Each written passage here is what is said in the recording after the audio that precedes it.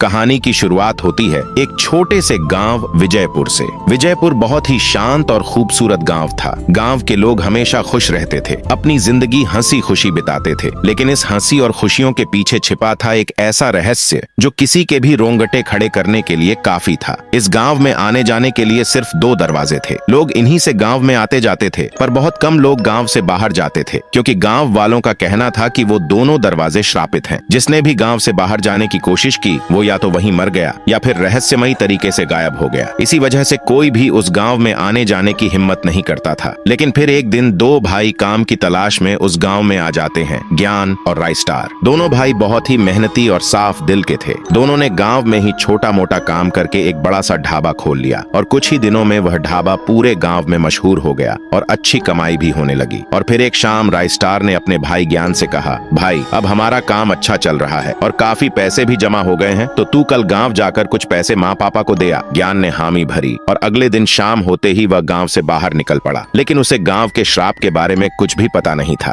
जैसे ही उसने दरवाजा पार किया, अचानक हवाएं ठंडी हो गईं और एक अजीब सा संगीत उसके कानों में बजने लगा। वह थोड़ा आगे बढ़ा ही था कि अचानक सामने धुएं का घना गुब्बार उठ खड़ा हुआ। ज्ञान ने तुरंत ब्रेक मारी और सोचने लगा, ये धुआं अचानक कहां से आ गया। वह अभी सोच ही रहा था कि उसे धुएं में से अजीब अजीब सी चीखें सुनाई देने लगी। लेकिन ज्ञान डरता नहीं, वह अपनी बाइक उस धुएं के बीच में घुसा देता है। धुएं से बाहर निकलते ही अचानक उसके सामने एक सफेद पेड़ दिखाई देता है। वह ब्रेक लगाने की कोशिश करता है, लेकिन बाइक फिसल जाती है और पेड़ से जा टकराती है। एक जोरदार धमाका होता है और उसी धमाके में ज्ञान की मौत हो जाती है। अगले दिन जैसे ही राइस्टार अपनी दुकान खोलने के लिए घर से बाहर आता है, वह देखता है कि पूरे गांव में अजीब सी अफरा तफरी मची हुई है। वह तुरंत एक आदमी को रोकता है और पूछता है, भाई ये क्या हो रहा है और गांव में ये अजीब सी हलचल कैसी है। वह आदमी कांपती आवाज में बोलता है, क्या बताऊं राय भाई, लगता है फिर कल किसी ने गांव के बाहर जाने की कोशिश की है। उसी की लाश गांव के बाहर पड़ी है और उसी की वजह से ये हलचल पूरे गांव में मची हुई है। ये सब सुनकर राइस्टार के पैरों तले जमीन खिसक जाती है। वह सोचने लगता है, कल मेरा भाई गांव के बाहर गया था, कहीं ये वही तो नहीं। वह तुरंत गांव के बाहर की ओर दौड़ पड़ता है और जैसे ही वहां पहुंचकर देखता है तो भीड़ पहले से ही जमा होती है। वह पास जाकर देखता है, वहां किसी और की नहीं बल्कि उसके भाई ज्ञान की लाश होती है। राइस्टार वहीं घुटनों के बल गिर पड़ता है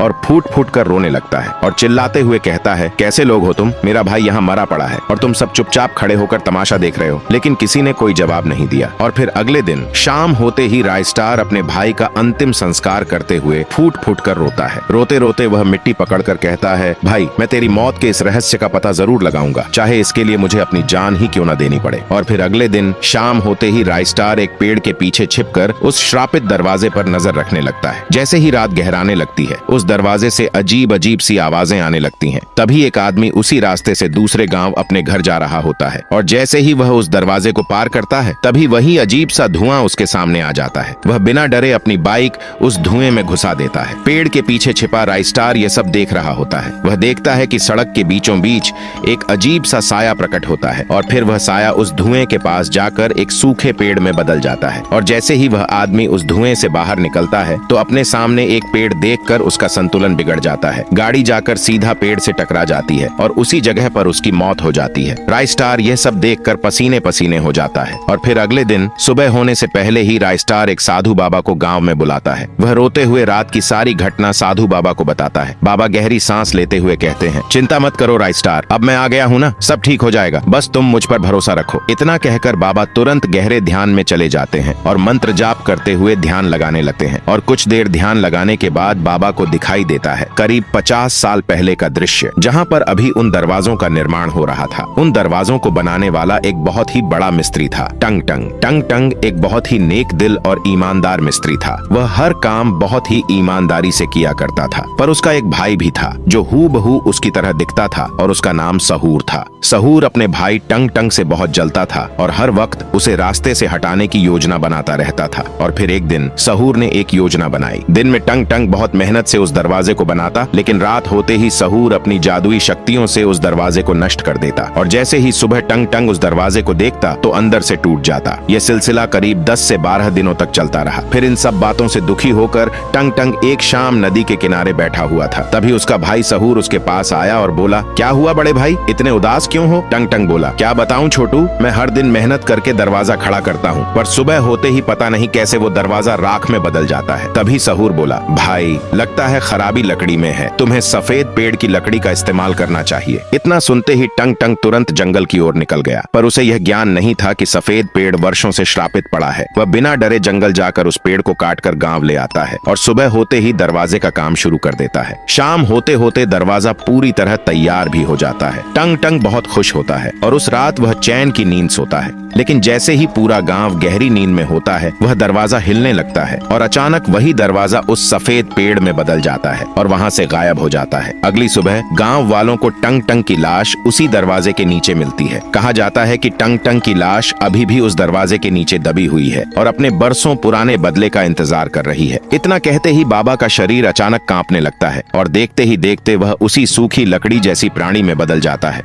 वह डरते हुए तुरंत गांव के बाहर भागने की कोशिश करते हैं, लेकिन जैसे ही वह दरवाजा पार करते हैं, उनके शरीर के चिथड़े उड़ जाते हैं। दूर खड़ा राइस्टार ये सब देख रहा होता है। वह तुरंत बाबा की लाश की ओर दौड़ता है और रोते हुए कहता है, बाबा अब आप भी मुझे छोड़कर चले गए, अब मेरा अकेले का क्या होगा। तभी एक रहस्यमयी आदमी राइस्टार के पास आता है और भारी आवाज में कहता है, विलाप मत करो पुत्र, यह सहूर ही था, टंग टंग का भाई, जो रूप बदल बदल कर घूम रहा था और आज यह टंग टंग के हाथों ही मारा गया है। तभी राइस्टार बोलता है, तो अब मैं टंग टंग को किस तरह शांत करूं और इस दरवाजे के श्राप को इस गांव से कैसे हटाऊं। वह रहस्यमयी आदमी कुछ देर सोचकर बोलता है, तुम्हें अमावस्या की रात को गांव की बगल वाली नदी में जाना होगा और कहना होगा कि अमावस्या की रात में चांद पूरा निकलता है, वहीं से एक भीतार राज प्रकट होगा, वही तुम्हारी कुछ मदद कर सकता है। राइस्टार ने तुरंत उस रहस्यमयी आदमी का धन्यवाद किया और गांव लौट आया। लेकिन उस रात कुछ अजीब होता है। वह दरवाजा अचानक हिलने लगता है और धीरे धीरे उसमें से एक लकड़ी जैसा काला साया प्रकट होता है। वह साया कोई और नहीं बल्कि टंग टंग ही होता है। वह जोर जोर से हंसने लगता है और कहता है, अब मैं पूरे गांव को खत्म कर दूंगा, कोई नहीं बचेगा, सब मारे जाएंगे। और फिर वह लोगों के घर घर जाकर उन्हें अपने जैसा बनाने लगता है और धीरे धीरे देखते ही देखते कुछ ही देर में पूरा गांव टंग टंग में बदल जाता है। अगली सुबह जब राइस्टार घर से बाहर आता है, वह देखता है कि पूरे गांव के लोग कुछ अजीब सी मूर्तियों में बदल चुके थे। वह कुछ समझ पाता उससे पहले ही वे मूर्तियां जोर जोर से चिल्लाने लगती हैं, बदला, हमें बदला चाहिए, बदला। यह सब देखकर राइस्टार के पसीने छूट जाते हैं और डर के मारे वह वहीं से गांव छोड़कर भाग जाता है। फिर जैसे ही रात होती है, राइस्टार तुरंत नदी के किनारे जाता है और मंत्र पढ़ने लगता है। अमावस्या की रात को चांद पूरा निकलता है। मंत्रों की आवाज सुनकर भीतार राज पानी से बाहर आता है और भारी आवाज में कहता है, क्या हुआ राइस्टार, क्यों जगाया मुझे। तभी राइस्टार रोते हुए भीतार राज को अपने साथ बीती सारी घटनाएं बता देता है। राइस्टार की दुख भरी दास्तान सुनकर भीताल राज बोलता है, देखो राइस्टार, अब टंग टंग की आत्मा एक शापित आत्मा बन चुकी है। वह सदियों से इस दरवाजे के नीचे कैद है। तुम्हें उसकी आत्मा को दरवाजे के नीचे से निकालना होगा और उसका अंतिम संस्कार करना होगा, तब जाकर उसे शांति मिलेगी और फिर यह गांव इस अजीब से श्राप से मुक्त होगा। इतना कहकर भीताल राज वहीं से हवा में विलीन हो जाता है। लेकिन भीताल राज की यह बात राइस्टार के दिल में घर कर जाती है और फिर अगले दिन राइस्टार कुछ मजदूर लगाकर उस दरवाजे के नीचे से टंग टंग की लाश निकालता है और पास की नदी के किनारे उसका अंतिम संस्कार करता है। और फिर जैसे ही रात होती है, राइस्टार उस दरवाजे के चारों ओर दिए जलाता है और पूरे गांव वालों के साथ टंग टंग से माफी मांगता है और कहता है, माफ कर दो टंग टंग भाई, आज के बाद ऐसी गलती जिंदगी में कभी नहीं होगी। तभी उस दरवाजे के भीतर से टंग टंग का साया प्रकट होता है और धीरे धीरे हवा में विलीन हो जाता है। और उस दिन के बाद कभी भी इस गांव में आने जाने के लिए कोई पाबंदी नहीं लगी और वह गांव हमेशा के लिए श्राप से मुक्त हो गया। लेकिन अभी भी हर अमावस्या की रात को राइस्टार टंग टंग की कब्र पर जाकर दीप जलाकर उसे याद करता और कहता, भाई अपनी कृपा इस गांव पर बनाए रखना। तो गाइज, यह कहानी आपको कैसी लगी, लाइक, शेयर और सब्सक्राइब करके जरूर बताना। तो मिलते हैं किसी और नए वीडियो पर।